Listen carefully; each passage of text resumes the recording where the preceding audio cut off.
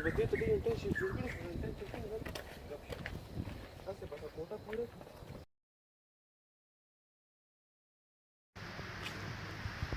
थोड़ी जगह पे तुम बनानी शुरू की ये इतनी अच्छी अच्छी आ रही। मौसम है ही इतना अच्छा कि दिल चाह रहा था कि इस साल को कवरेज की जाए।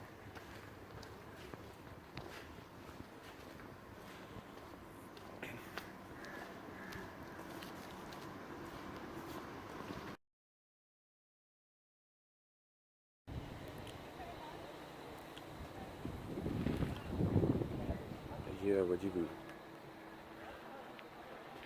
इसका मैं जिक्र करता भी तो बैठे हुए थे ना, मैं सीट से उठ के मैंने कहा कि सारे सीन को कैप्चर किया जाए इन बांसों को हटाते हुए। ये सीढ़ियों से पता नहीं रास्ता किधर नीचे जा रहा है, शायद गांव की तरफ बैठने से नीचे भी जगह, लेकिन ये जनाब व्यू जो है ना, आहा।